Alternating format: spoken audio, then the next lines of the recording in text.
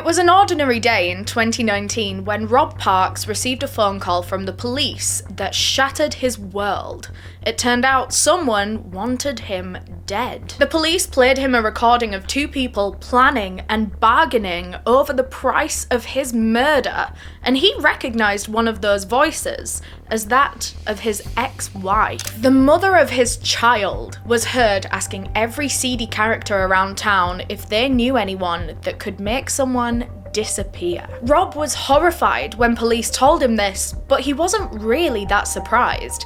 His ex-wife, Victoria Breeden, had been controlling and abusive for their whole decade-long relationship. Ever since he left her for the final time, she had been trying to ruin his life in any way that she could. She spread vicious rumours, trying to get him beaten up, and now trying to get him taken out completely. Over the coming years, Victoria couldn't move on with her life. She had a sinister fixation on her ex. No matter how many new men she met and married or even had kids with, she never let go of her vendetta against Rob Parks. She tried to convince 6 different people to murder Rob for her, using all kinds of methods, fire, guns, you name it. And eventually, she decided to hire a professional hitman to eliminate the love of her life for good. So thank God it's Freaky Friday. Today we're going to be discussing the evil ex-wife from hell, Victoria Breeden, now famous throughout the UK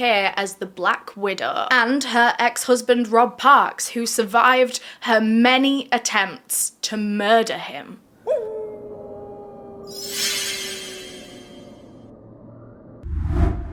This series is intended for educational purposes, to document mysteries, historical events, and amplify important conversations. All opinions stated are mine alone.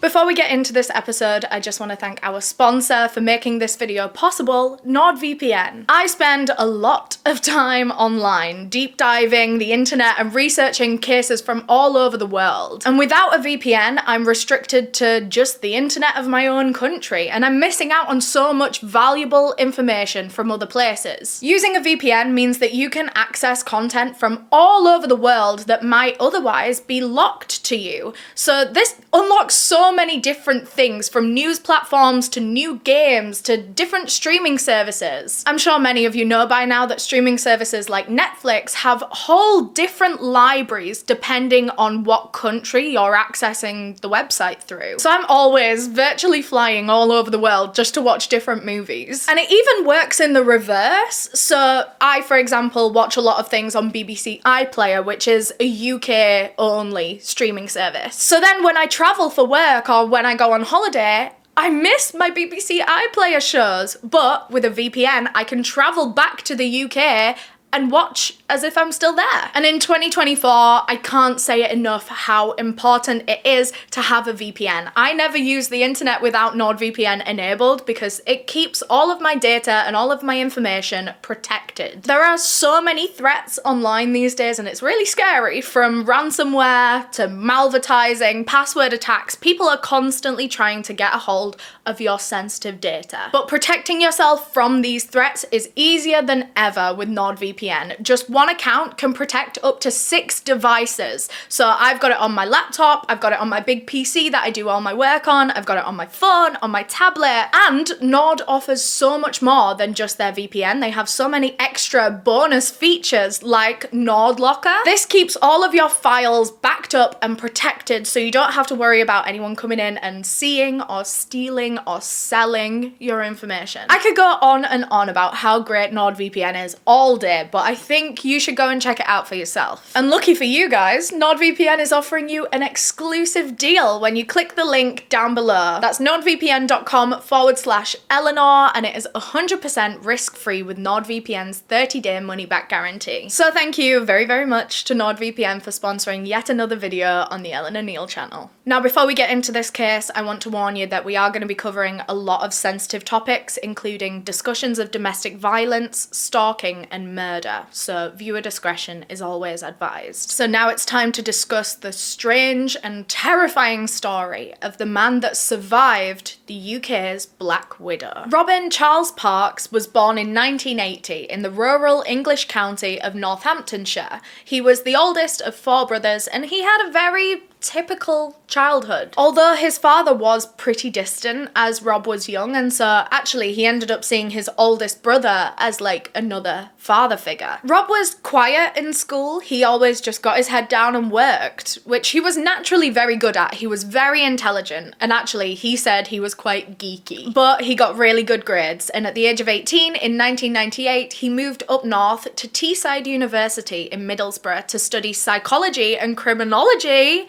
He's one of us, he's a true crime girly. And Rob proper loved uni when he first arrived. It was everything he'd expected, you know, the late nights, the hangovers, the hookups, you know, experimenting with young adulthood. But Rob wasn't very confident with the ladies at this point in his life. He'd only ever had one girlfriend before, and he just felt pretty out of his depth trying to flirt with all of these girls. In his first year of uni, he joined the Amateur Dramatic Society, and this completely transformed him. It gave him so much confidence. He had a whole new group of friends. He loved it. And then when he came back for his second year of university, he was actually made the head of the Amateur Dramatic Society, and he was chuffed. He was so excited to be a leader. And then the fateful day came in 1999 when Victoria Breeden, an 18-year-old university student, walked into the Amateur Dramatic Society wanting to try out. Of course, Rob being the head of the society, he was the one that she was dealing with, and immediately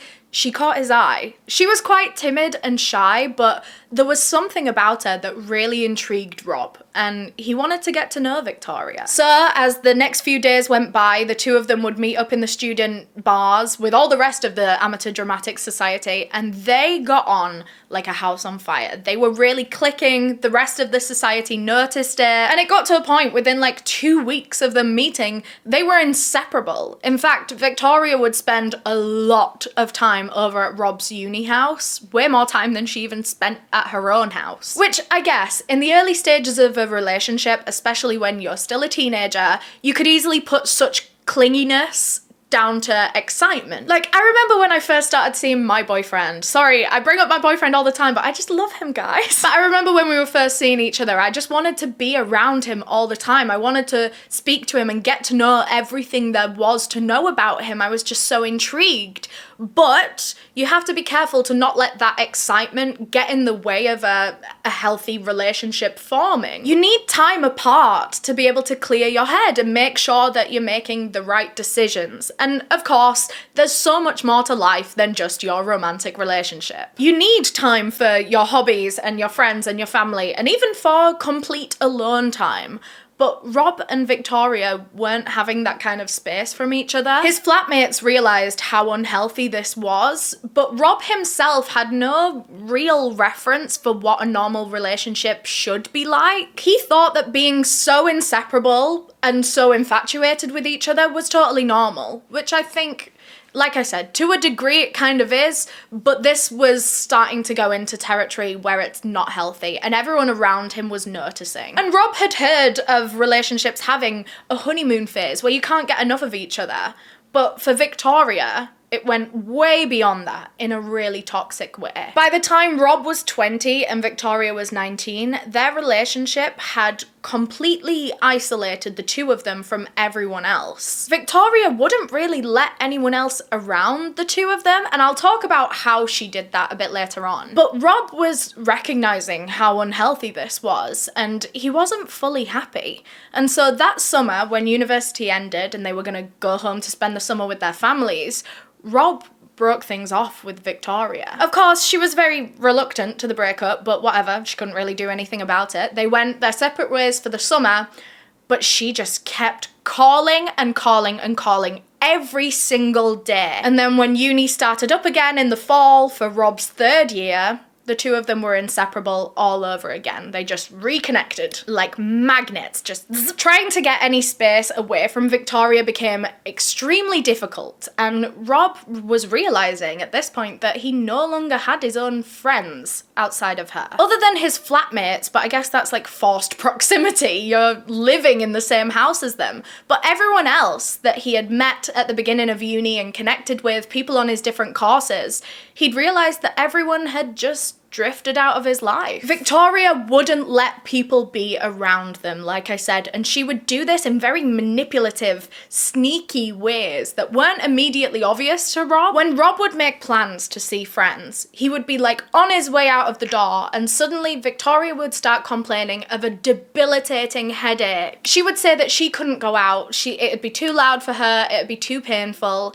And in the end, she would make Rob feel so bad that he wouldn't go either. He would stay back at the house to look after her. And I think, sure, on odd occasions where you're feeling really, really ill, it would be nice to have your partner stay back and care for you. If you can't go to a thing and your partner says, it's okay, I won't go either, I'm gonna stay to look after you, I think that's cute when it's done on occasion. But this became almost every single time he tried to leave her, every time he tried to hang out with his own friends, every time he tried to have a life of his own, there was always something that would affect Victoria that meant that he had to stay home. If he did ever make it out of the house and to the bars to see his friends, he would end up getting a phone call from Victoria not long after. She would either tell him that she was ill again, or sometimes she would say she had something really important, really urgent that she needed to speak to him about. She would seem really intense about this. It seemed really important. So he would cancel his plans, he would turn around, he would go back home. But then when he would get to her, she would have magically forgotten the really urgent, important thing that she needed to tell him.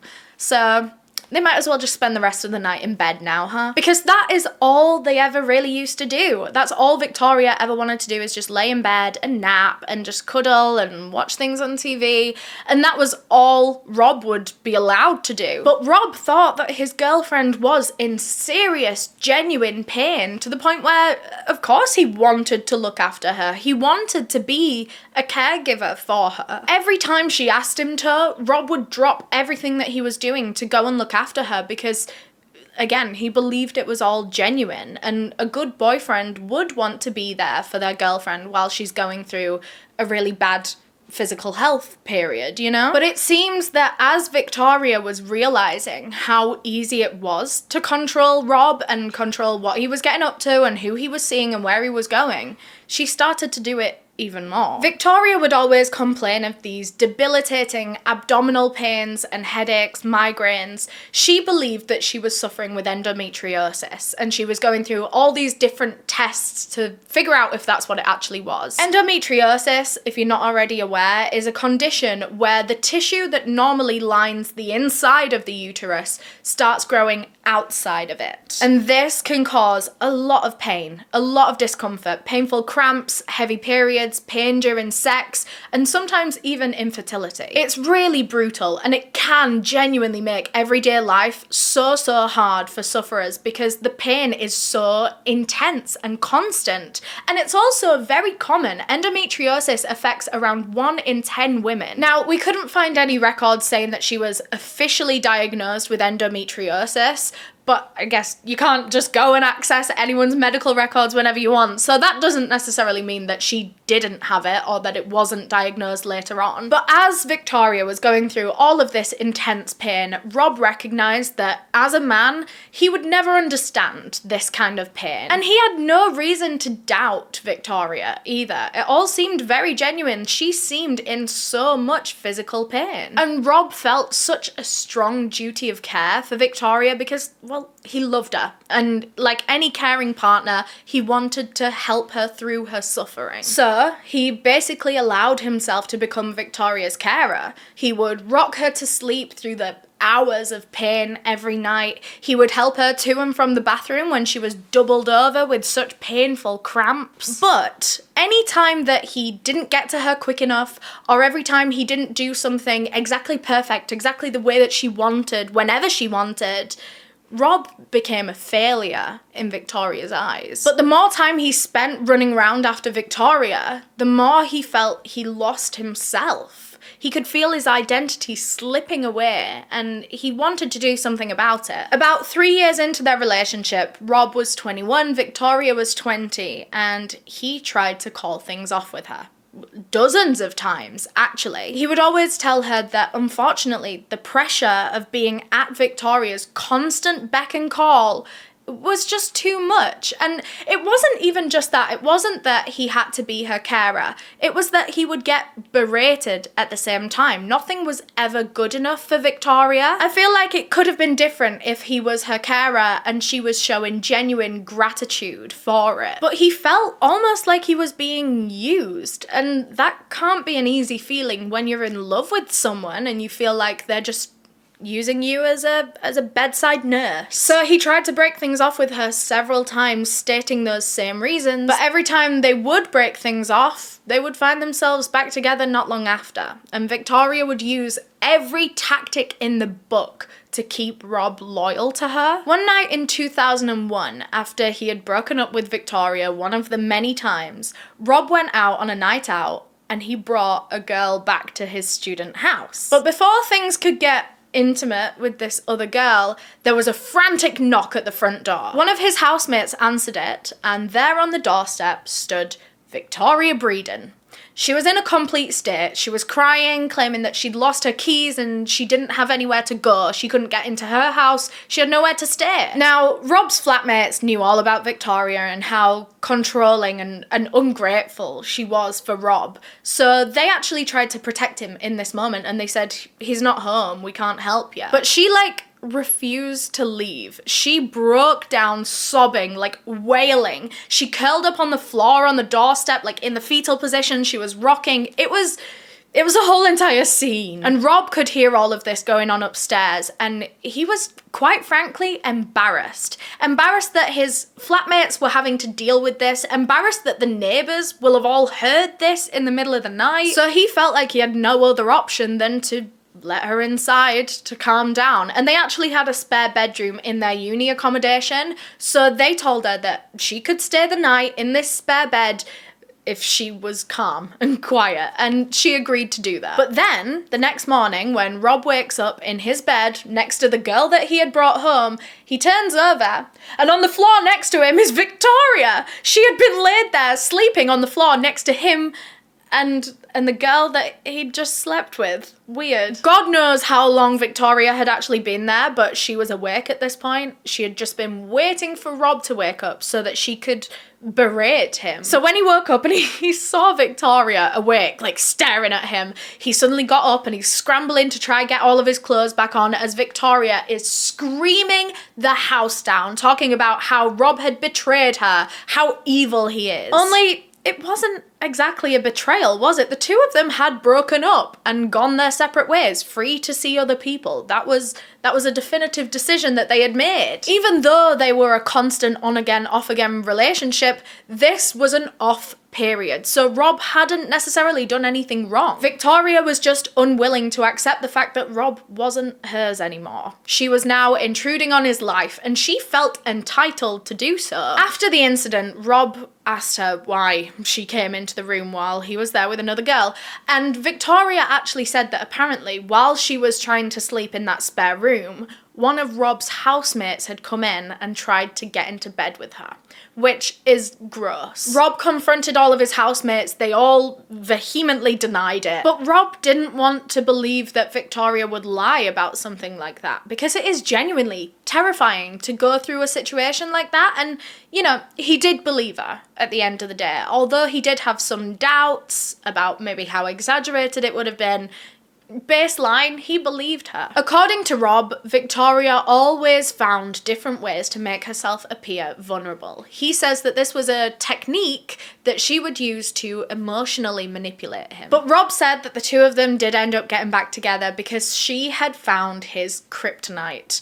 He just couldn't refuse a cry for help. He wanted to help this woman. Of course, it's really important to support and listen to victims of assault, but if she lied about it, It takes away justice from real cases and genuine victims. This accusation created a huge rift between Rob and his friends. Of course, you wouldn't know who to trust, and you wouldn't trust anyone. Well, Rob did trust one person, Victoria. And this whole incident actually brought them closer than ever. Rob graduated in spring of 2001. He never saw that girl that he brought home for a one-night stand ever again. His mind was back on Victoria. And actually, he decided to stay in Middlesbrough because that's not where he's from. That's where they went to uni. Because Victoria had 1 year left on her course and he didn't want to leave her. So the two of them ended up getting a small flat together. He went and got a job and they were, living out of this tiny flat. But now that Rob had separated even from his flatmates, remember, he didn't really have any friends left anymore. His flatmates were his only friends, his only allies outside of Victoria Breeden. But now that he'd moved out of that and he was living with Victoria, he didn't have anything. The isolation was so intense. Victoria would just lay in bed pretty much all day, every day, ordering him around and treating him like dirt. On the odd occasions that his friends would manage to drag him out of the house and get him to the pub, they would practically beg him to leave Victoria, telling him that it wasn't healthy, the way that he was being practically put to work by his girlfriend without seeing even an ounce of gratitude or respect in return. But he would tell them all it was fine. He knew that Victoria was genuinely ill, and for quite some time this clouded his judgment, and he wasn't able to see that she was beginning to use that genuine illness to manipulate him. That year, Victoria went to 5 different hospitals in 5 different cities, asking them to do all kinds of tests that didn't turn up any useful results to get her an endometriosis diagnosis. And this is a very tricky situation because Victoria Breeden is very much known for lying and exaggerating. But her pain and her health concerns were real. Women can suffer from endometriosis for years and years without it being diagnosed. Unfortunately, it does often take countless doctor's visits and tests and years of suffering before a diagnosis is finally made. The average age of diagnosis is around 27.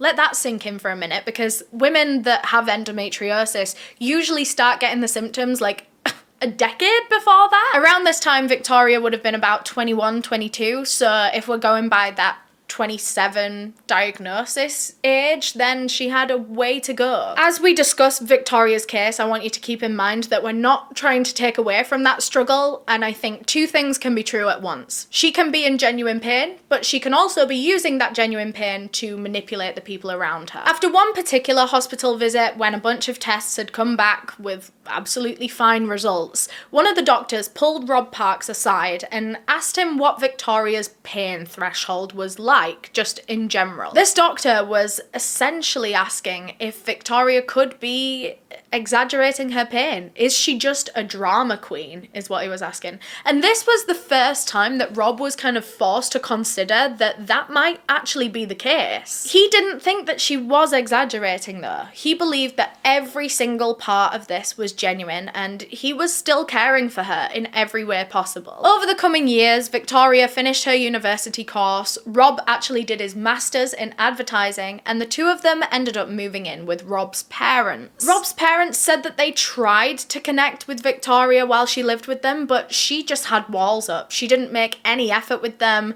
To be fair, just like she never really made an effort with anything, really. His parents started to feel very sorry for their son, that he was so tied to this woman that didn't seem to care for him at all. She would just lay in bed all day and expect him to keep her company and put his whole entire life on pause to be her full-time carer, and that's not a life for someone in their 20s. His parents noticed that Rob was always very agitated and stressed around this time, and they were very concerned, but every time they would bring it up to him, he would say, "Don't worry, everything's fine."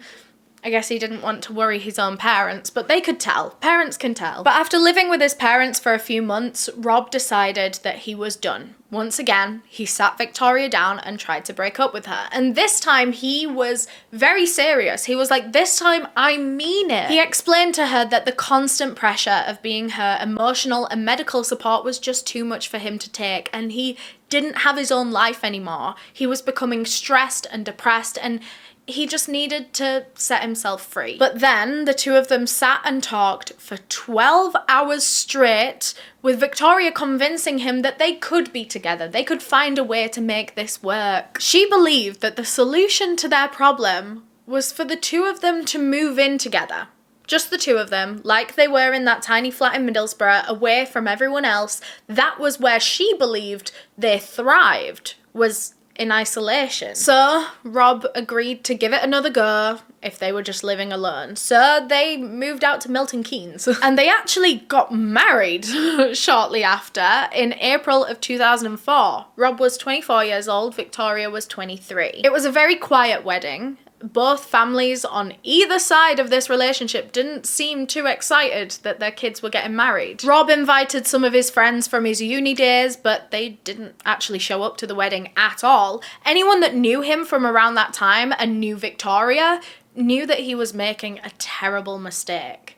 And it wasn't long before Rob Parks himself actually started to agree with that. After they were officially, legally tied together as husband and wife, Victoria really sunk her teeth into Rob Parks, criticising him for everything he ever did and demanding all of his time and energy. He would be having crippling anxiety attacks. His mental health was really, really bad at this point in time, but Victoria would always just tell him to man up. A real man wouldn't complain about having anxiety attacks when she was the one in actual real pain. Over the years, Victoria had tried every medication under the sun to try to manage her pain, but nothing seemed to work.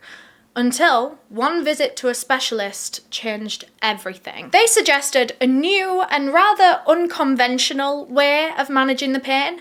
They suggested that Victoria and Rob could have a baby. And this is a real thing that doctors recommend sometimes. Pregnancy for women with endometriosis can help with the pain because your periods stop for 9 months, so there's no monthly swelling and bleeding. It also increases certain hormones that can reduce the growth of endometrial tissue. This combination can lessen pain in some women. It doesn't work for everyone, but for Victoria, it was worth a try, and I think there were a lot of different reasons pushing her to make that decision. Not only did she have the chance to stop her pain, but she also had the chance to tie Rob Parks to her forever with a child. So Victoria rushed home and told Rob that she had finally found a way that they might be able to put her pain on pause. They can have a baby. Rob wasn't convinced of this plan. After all, Victoria still hadn't been diagnosed with endometriosis, so getting pregnant might not actually do anything at all. If she was suffering with something different, then, you know, pointless? Well, no, you'd get a baby, but I don't know, they were still very young. But Victoria insisted. This is what she needed. This is what was going to help her.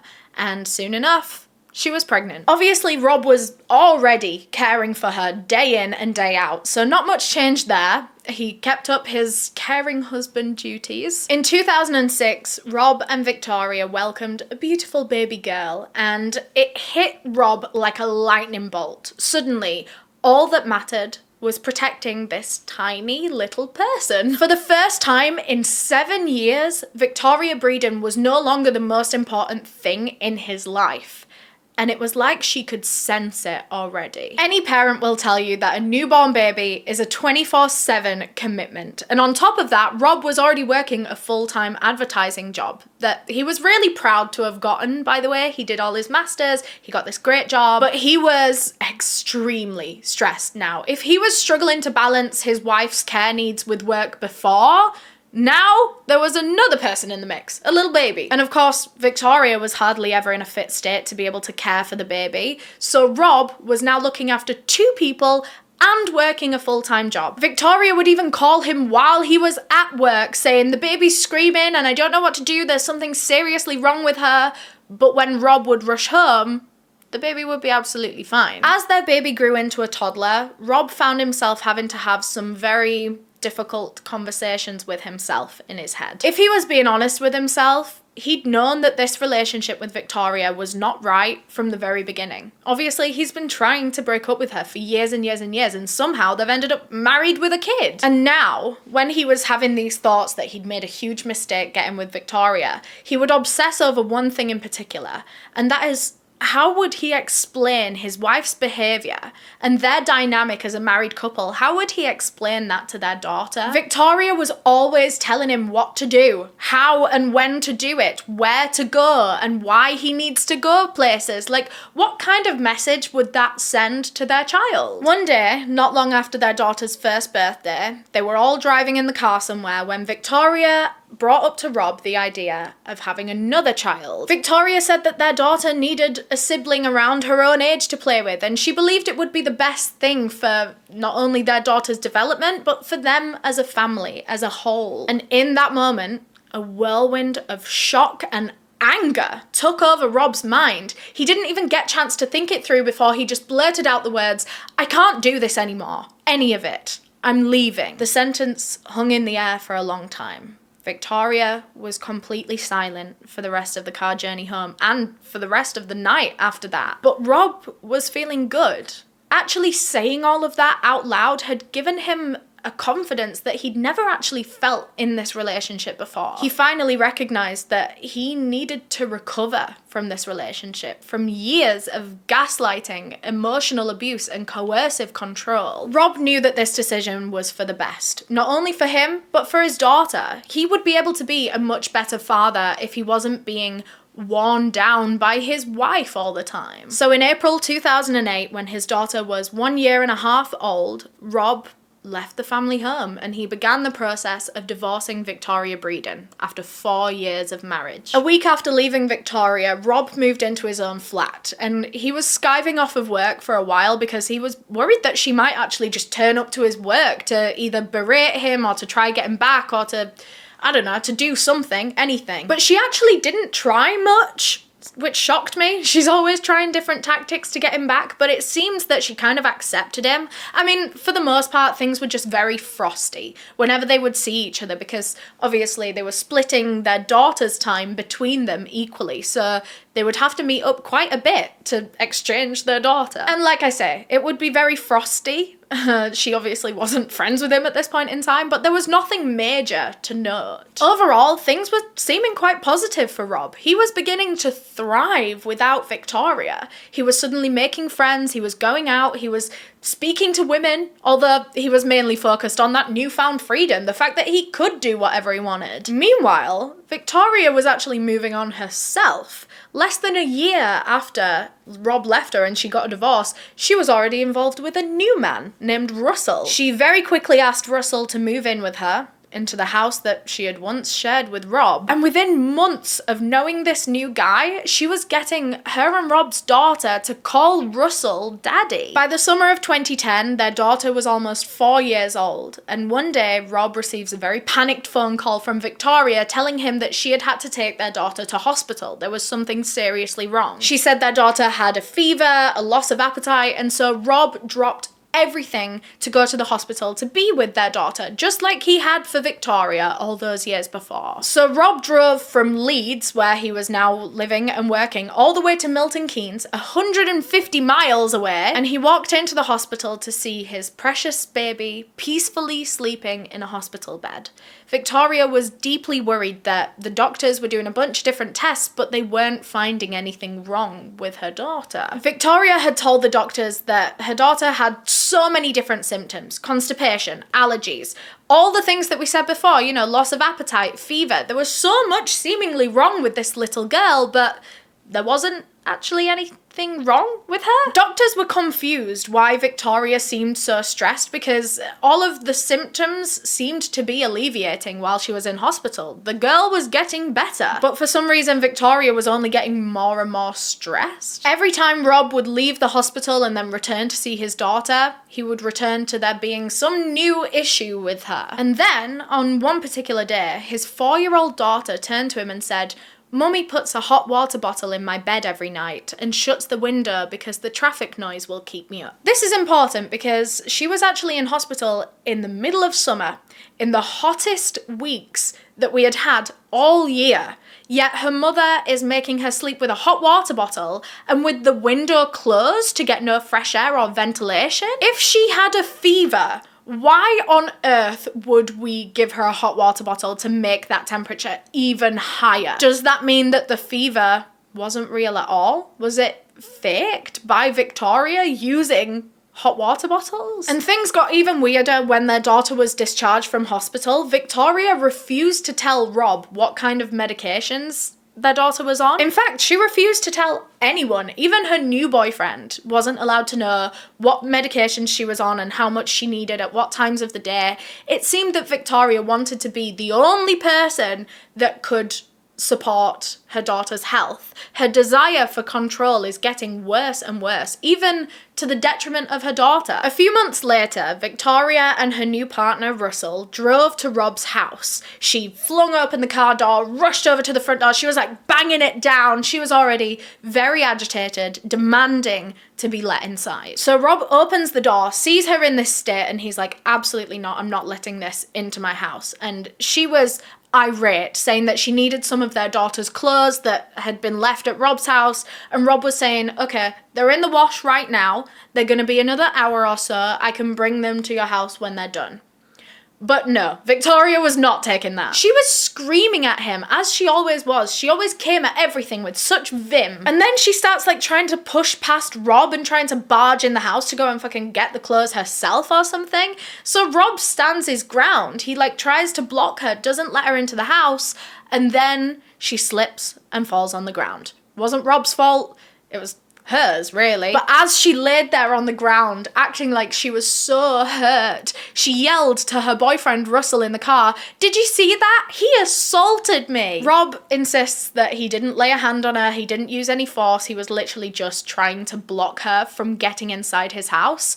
But for Victoria, this was enough to call the police. The police arrived and they took statements from everyone involved, but they agreed that nothing more needed to be done about this situation. They thought that Rob had used reasonable legal force to keep Victoria out of his house. So everything was fine in the eyes of the law. But this left Victoria feeling very unsatisfied, and her vendetta against him only continued. A few months later, Victoria told Rob that their daughter wouldn't be able to visit him this week because she was ill again. Like very, very ill. She was complaining to Rob that she couldn't get hold of this particular medication that she thought her daughter needed because her daughter was too young to be prescribed it. So I think, just personally, I think that should tell you everything you need to know, that there is a reason that professional doctors are not prescribing that kind of medication to children, probably because it could damage them. Why would a 5-year-old need antibiotics and pain relief that is usually given to adults? Like, what could possibly be wrong with her? And surely the dosage that would be given to an adult would be way too much for a 5-year-old.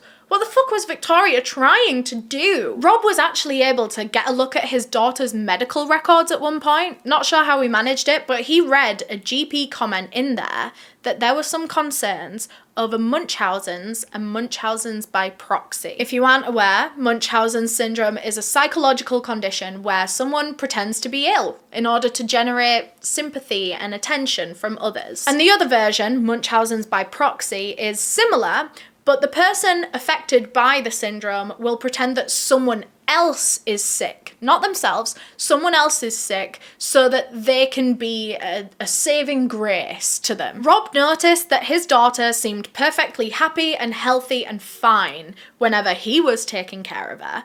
But suddenly, when she was in the care of her mother, there were hospital visits and demands for all kinds of different drugs. At the start of 2011, Victoria Breeden gave birth to another baby, this time to her new man, Russell. And around this time, Rob had actually found himself a woman named Jane. The two of them met through mutual friends, and they got married that same year, and Rob was happy. He was so happy. He was so peaceful.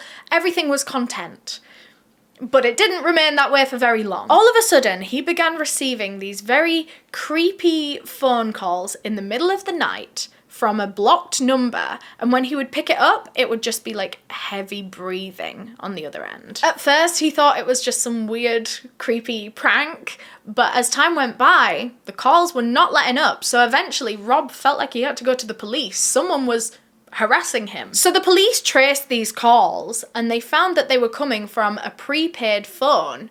Someone had gone out and got a brand new burner phone and a SIM card and set it all up just to send these calls to Rob. And then came the text. texts. And these were from multiple different unknown numbers, saying all kinds of different things to try to stitch Rob up. One of the texts said, "Did you get those drugs I asked for, Rob?" Another said, "Someone told me you were the person to ask about drugs. Is this Rob Parks?" It had to be someone trying to frame him and get him done by the police. Rob insisted that he never really did drugs ever in his life. In fact, he admitted that one time he had tried an edible when he was in Amsterdam, but he got really anxious, so he never did it again. And you know, it happens to the best of us, king. But the point is, he wasn't a drug dealer, and no one would have any reason to think that he was. So surely all of these texts had to be coming from, well, Victoria? That was the only person he could think of that would want to do something like this to him, and someone that would go to such great effort to actually carry this out. But unfortunately, he had no proof that any of this was coming from Victoria because it was all done through burner phones. He just kind of had to wait it out and hope that the calls and the texts just stopped on their own. On the surface, things were awkward at best between Rob and Victoria. She was still always trying to get in the way of his every move. For example, when their daughter was 6 years old, he had offered to take her to Disneyland. Every kid's dream holiday. And you know what Victoria did? She hid her daughter's passport so that she wouldn't be able to go. Like, what a shit mum. What a proper shit mum. Imagine being so petty over your ex-relationship that you would deprive your 6-year-old of a holiday at Disneyland just because you want to beef their dad. Victoria even had a new boyfriend now, not Russell. They split up, so she's got 2 kids to 2 different men. She's not with either of those men anymore. She's with a new man named Wayne, and Wayne was an army fella. And Wayne is very significant because when he came into the picture, Victoria suddenly starts talking about relocating with him because obviously being in the army, he was always being positioned in different countries, and he would soon be sent to Germany. And Victoria was insistent that she would take her daughter, her and Rob's daughter, with them. Of course, Rob didn't want that, and so this led to another huge court battle. So once again, Rob and Victoria were scrapping. They were at odds. And one day, when Rob was just chilling at home with Jane, he gets a knock on the door. When he goes and answers it, it's Wayne, Victoria's new boyfriend. He's standing there all furious, all red in the face, yelling, "You know what you did. She told me what you did, and I'm not scared of you. I'm not threatening you, I'm warning you." Rob insisted that he had no idea what Wayne was talking about. When Wayne's like, you know what you did. Rob's like, I don't know what I did. And you know what? Wayne couldn't tell him what he had done either. It seems that Wayne didn't actually know the specifics of what Rob had done. He just knew that Victoria was very upset over him. It's been about 5 years at this point that Rob and Victoria have been separated and moving on with their lives, but for some reason, he is still the biggest thing on her mind every day. Soon, the texts he was receiving from this random number started making even worse accusations, saying they'd spotted Rob lurking at children's parks, accusing him of abusing his own daughter. It was all such sick stuff that he was forced to read and just ignore because he still didn't have any proof that this was coming from Victoria. But soon she would try another tactic, even more twisted than the last one. She got her daughter to go into school and lie that Daddy had hurt her. Child Protective Services were obviously brought into the school to talk with this little girl because it's very, very serious, and she very quickly confessed that Mummy had promised to give her a lollipop if she went into school and told the teachers that her dad had hurt her. She was barely 8 years old at this point, and she was being used directly as a pawn in her mother's abuse of her father. Very quickly, the case was closed by Child Protective Services, and for some reason, I don't think anything was done about Victoria, you know, trying to orchestrate a fake accusation like that, which is unfortunate, but anyway, moving on. Eventually, the court proceedings were over, you know, to decide who gets to keep their daughter. Does Victoria get to take her to Germany, or will she stay at home with Rob? Well, in the end, Rob won.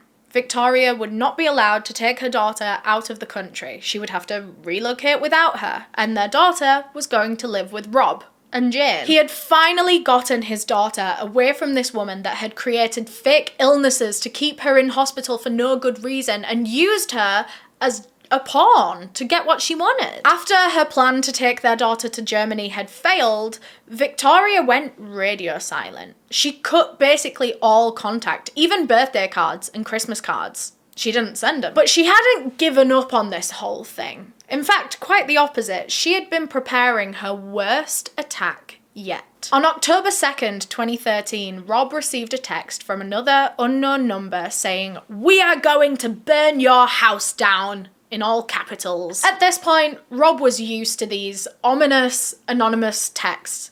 Ominous. He felt like these were just empty threats to scare him, just as they had been every single other time. He didn't believe that Victoria was actually capable of anything that would cause real physical harm to him and his daughter. Because their daughter lived with Rob now. If his house was to be burnt down, she would get caught in it too. Nothing more actually came from that text, and for a few months, everything was kind of fine, but then, on New Year's Eve 2013, the police arrive at Rob's house. They looked very confused when Rob came and answered the door and he was perfectly fine. They said that they had received a panicked phone call, supposedly from him, saying that his house was on fire. And I mean, it clearly wasn't. The police had just knocked on the front door, everything was fine. Rob had no idea what they were talking about, but he had a pretty good idea of what might have happened. Rob invited the police officers inside and explained his whole complicated situation to them, that he had this crazy stalker ex-wife who would probably do something like that, send a fake police call or orchestrate something like that just to mess with him. The police believed him. They took this very seriously and they decided to go off and try to figure out where that phone call had come from, since it was clearly a hoax. It was a waste of police time. Rob thanked them for understanding and believing him, and when they left, he went back to spend New Year's Eve with his family. But the celebration soon turned sour. At 5:30 a.m, Rob was rudely awoken to a car alarm blaring outside his house. When he jumped to his feet and ran to the window, his worst fear was confirmed. It was his own car up in flames on the driveway. The car windows had exploded and the flames were shooting up like 20 feet into the air. This was a massive fire, and when he went and opened the front door, the heat hit him. He yelled to his wife to grab his daughter and to go run to the back garden as quick as they could. So they all retreated, and like some sort of action movie, just as they got outside, they heard a huge blast. All of the windows in their house had smashed from the heat, including, obviously, the window to his daughter's bedroom. It could have killed all of them, if not very severely injuring them. Before the fire had even been put out, Rob had received a text from another unknown number, and this was probably the worst one yet. It read, "Fucking pedo, shit dealer scum, you shit Rob Parks. When you show this, you better show them the kids' sex films that you've made and you're in, you sick pedo, Rob." And I don't really know how to move on from that. It was all in capitals, there were spelling mistakes, it was clearly very, like, in the moment. That is exactly how I imagine that kind of text was sent. And I do want to clarify now, Rob wasn't a pedo. All of these things are lies. I mean, I would hope that's kind of obvious from the way that I'm telling the story, but if anyone needs clarification, she was lying. In the aftermath of this fire, the whole house was wrecked. His daughter had nightmares for the next 6 months. This one night of their lives had such disastrous fallout. But now that there had been an actual fire at Rob Park's address, police were looking into that hoax 999 call even more now because, well, it seemed like that phone call where someone had pretended to be Rob, pretended that his house was on fire, it seemed that that was a threat.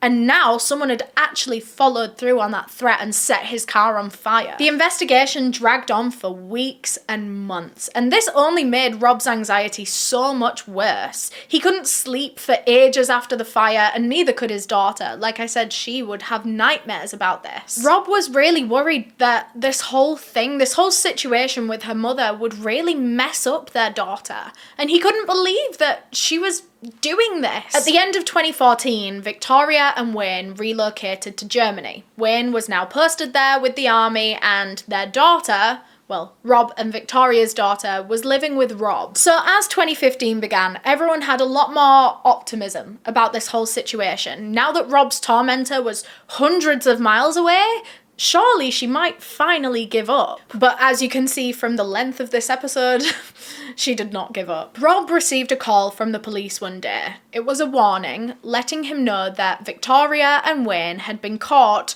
trying to bring a gun back to the UK from Germany. The police were well aware of Victoria's violent threats against Rob, so when this happened, they felt like they needed to make him aware just in case this was her trying to kill him, honestly. The police promised Rob that they could keep him and his family safe under protective custody, which is pretty much like temporary witness protection. But in order to do that, they had to leave then and there. Within an hour, the family had packed their bags and Rob had to pretend that he was taking his daughter on this secret surprise holiday because, well, what else are you supposed to tell a child? Sorry, your mum is trying to kill us all, so we're gonna have to go hide with the police for a bit. Like, oh my god. But it seemed that after Victoria and Wayne had been caught for the gun thing, it seemed they gave up for a little while. And once the coast was clear, Rob and his family were released from protective custody. A few more months pass, and finally, police are able to identify the person behind that hoax 999 call. You know, the one pretending to be Rob Parks, pretending his house was on fire?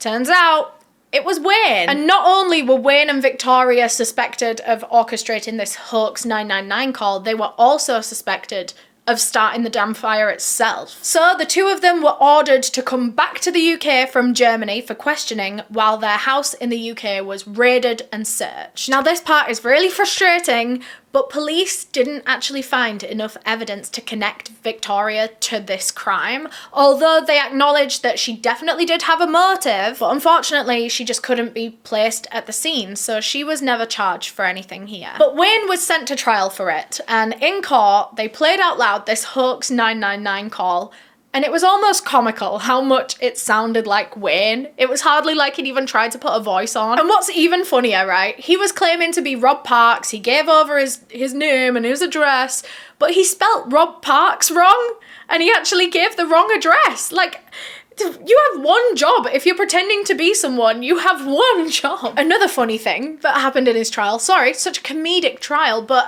his mother, his own mother, was called as a witness, and she sat there and told the court that she had seen her own son walking around with a big can of petrol in the days before the fire. His own mum doing him in like that. Like, can you imagine? I mean, I guess you have to. If you're called up as a witness in court, what are you gonna do? Lie under oath?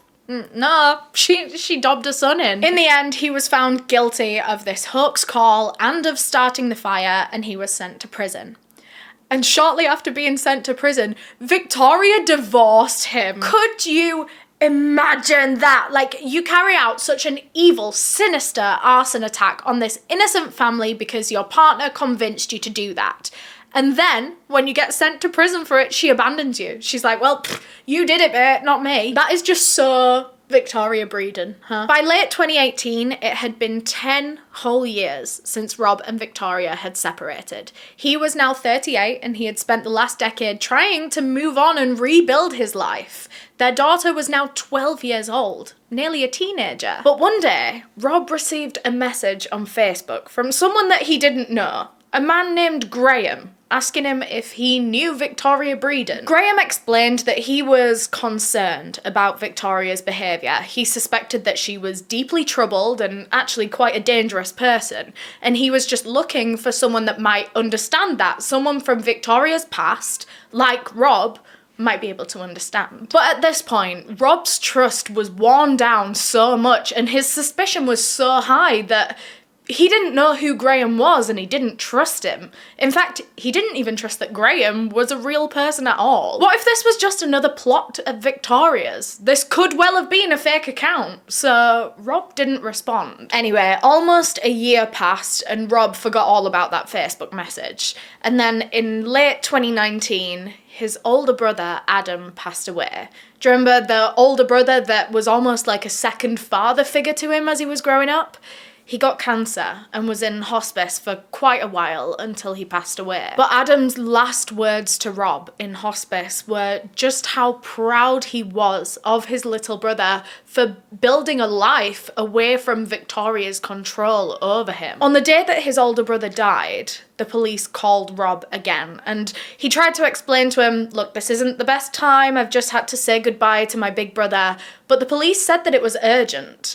There had been another threat made against Rob's life. So the police came down to his house, and when they got there, they'd brought a woman with them from a TV production company, and they told Rob that they were currently filming an episode of 24 Hours in Police Custody. It's like a cop show here in the UK, so they asked Rob if he minded them recording the situation to be able to go in the show, and Rob was like, sure, whatever. So this next part of the case is forever immortalised in the form of a British cop show, which, by the way, it's a bit fucked when he has just told the police that he has just said goodbye, just lost his big brother to cancer, and now police have decided to break the following very sensitive news to him on TV for thousands of people to watch. They sat him down and they told him that his ex-wife, Victoria Breeden, had been planning to have him murdered. Like, she was in the process of soliciting a hitman to kill him. For real. Victoria had a new boyfriend. Yet again, another new one. And once again, she was getting him to do all of her dirty work for him. And this man's name was Graham. If that rings a bell for you, it should. Remember Rob received that Facebook message from a guy just asking about Victoria's behaviours and wanting to talk to someone that understood? Well, that was her new boyfriend, Graham. The two of them had been dating for about 10 months. They met on a dating app named Badoo in 2018. And at first, Graham really liked Victoria. He thought she could be his soulmate. But over time, he realised how insane she was, and now everything about her seemed suspicious. Like when she asked him 5 weeks into the two of them dating if he would make a will with her. Like, why are you planning for your partner of 5 weeks to die? But things got real crazy one night when Victoria and Graham were laid in bed, and all of a sudden Victoria starts crying. Graham turns to her and he's like, oh darling, what's wrong? Aren't you happy? She told him that she was, but she followed it with, that's the problem. I'm happy, but my daughter is not. You must know somebody. You must know somebody who can get rid of him. If you can't do that, then you're of no use to me. In a matter of seconds, Graham's entire view of Victoria changed. Was she really asking him to kill her ex-husband for her? And was that really the only way that he could actually prove his love to her? Obviously, he wanted to help her. He loved Victoria, but he wasn't down for committing murder. So he offered a solution. They could try to get some money together to go back to court and fight for custody of her daughter, so they would be able to get her daughter away from Rob. He hoped that that would be enough, but for Victoria, it wasn't good enough. She needed Rob dead for some reason. So he just straight up told her that he could not and would not get rid of her ex-husband for her. And now that Graham had refused to do what she asked, Victoria grew very cold and distant. She didn't want to talk to him anymore. After a while of this, Graham believed that Victoria had begun cheating on him. I mean, that would be a lot of people's explanation for a partner growing cold on them. So he decided that he was going to actually try and catch her out. She had an old friend coming over to the house in a few days' time, and Graham was suspicious of who this old friend was. So he decided to leave a microphone recording the living room while Victoria brought this friend back. And when he listened back to this recording, what he heard was disturbing and far from what he expected. He expected to hear cheating noises, I guess.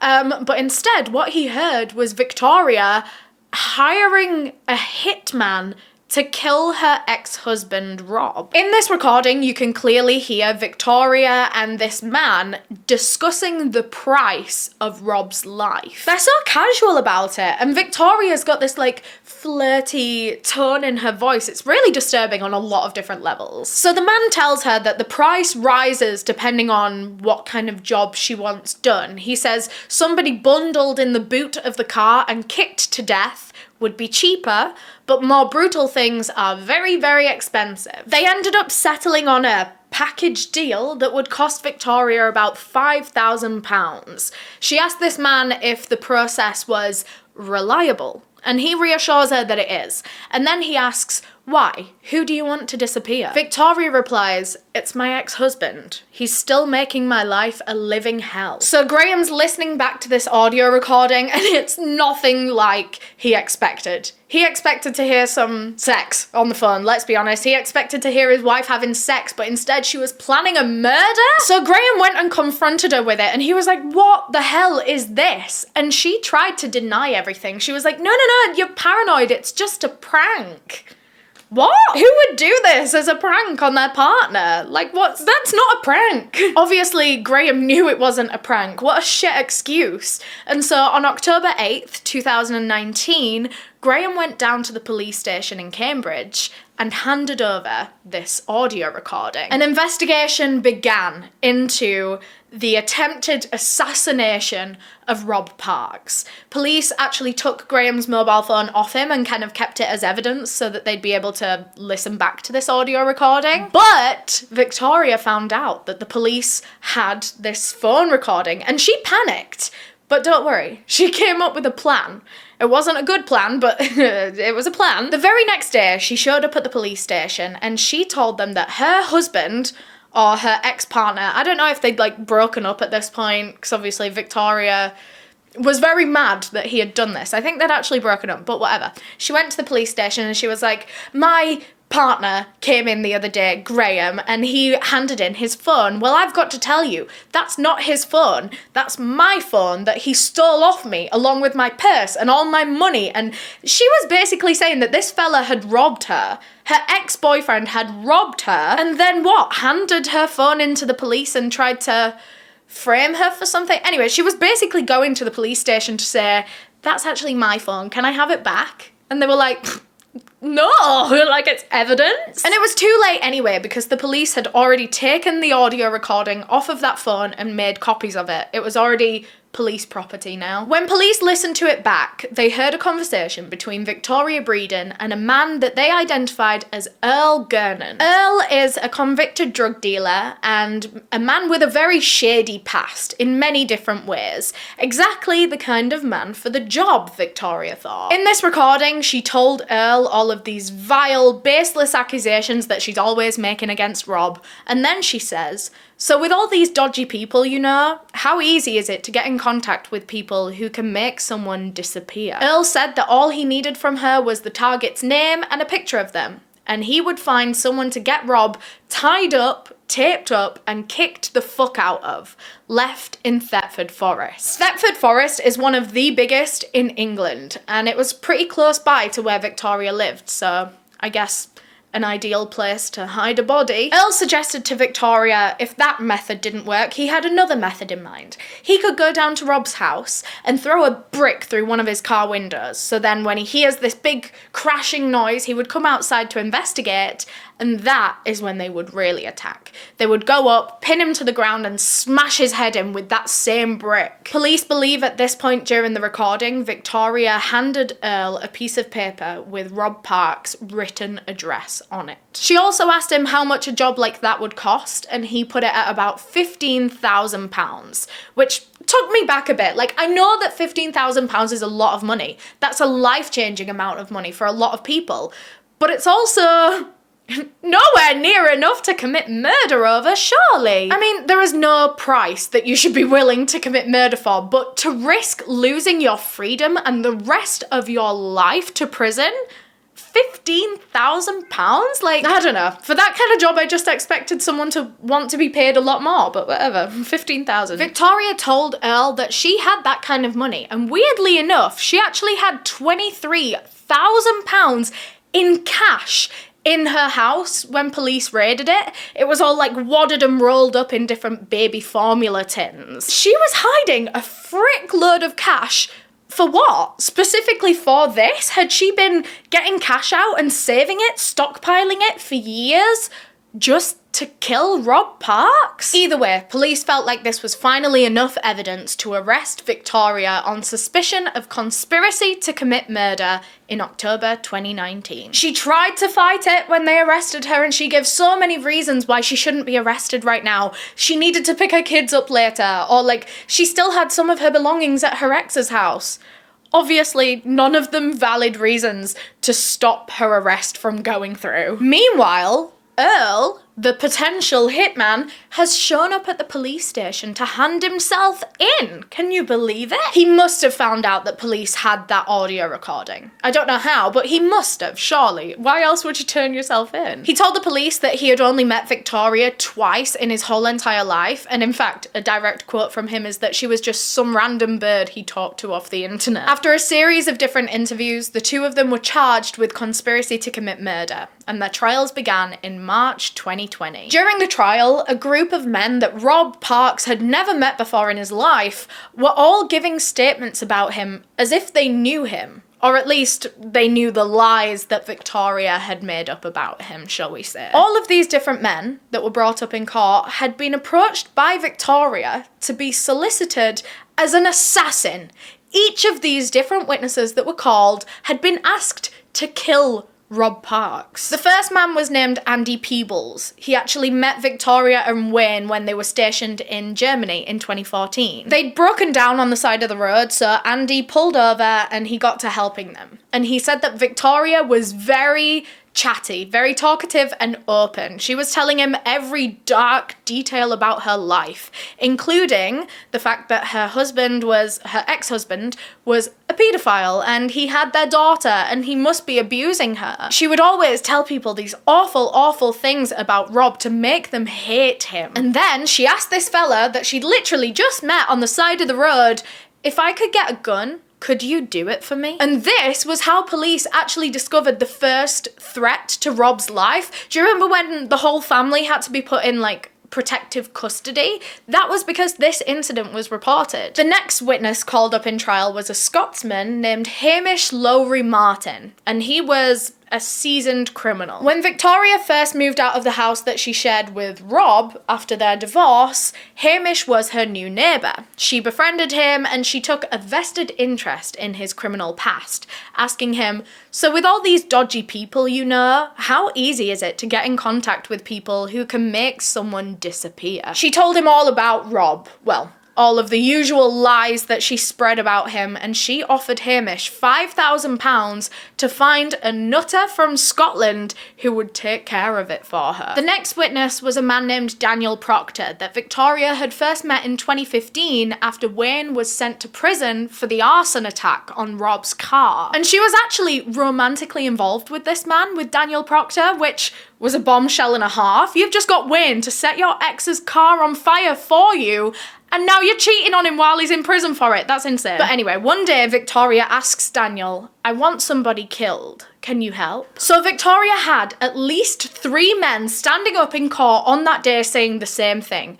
that she was desperate to have Rob Parks murdered. A psychiatric assessment was carried out before Victoria's trial that determined that she wasn't suffering from any psychological conditions that would affect her judgment. The courts believed that she knew exactly what she was doing as she was trying to orchestrate an innocent man's death. In the end, Victoria Breeden was found guilty on 3 counts of solicitation of murder. She was sentenced to 9 years and 6 months in prison. Imagine how Rob must have felt throughout that trial, sitting there and listening to every chilling, horrible detail about how he was almost murdered multiple times. But at the same time, there must have been a huge amount of relief, because now Victoria couldn't get to him or to his daughter or to Jane, anyone anymore. They were finally safe, and she was finally away. There was no more drama. Victoria is expected to be released from prison once she's served half of her sentence, so that will probably be sometime in 2025. Rob has accepted that Victoria will always be a part of his life in some way because, after all,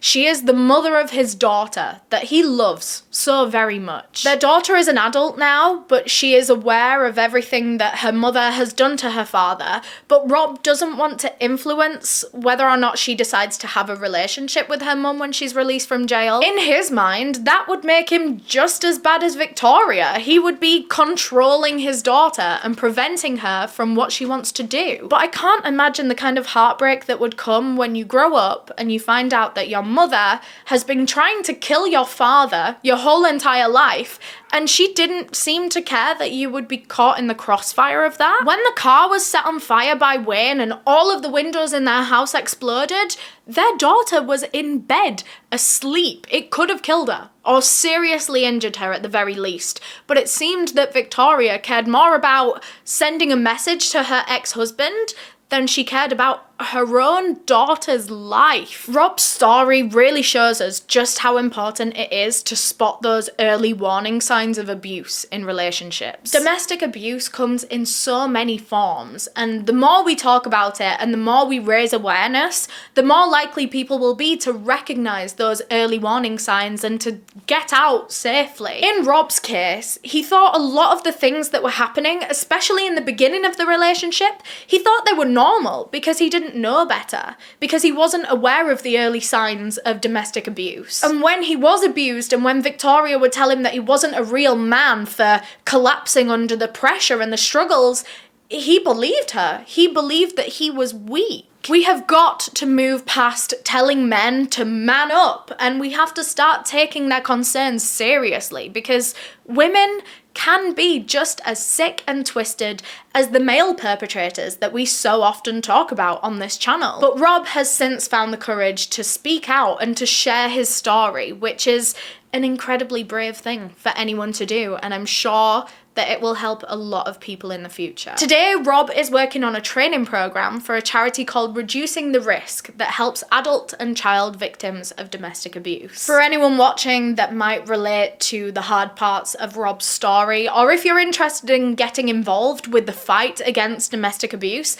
then there is a link to the Reducing the Risk charity in the description of this episode. On there, you can get support, you can donate, there are so many educational pieces on there. I think it's just brilliant, so do check it out if you have the time. But that is everything for this case. Thank you so much for watching, and thanks again to NordVPN for sponsoring this video. Remember, they're giving you guys a special offer when you click the link down below in the description of this episode. That's nordvpn.com/Eleanor. But yeah, thank you so much for watching this episode of Freaky Friday. If you enjoyed it, please leave a thumbs up or a comment down below.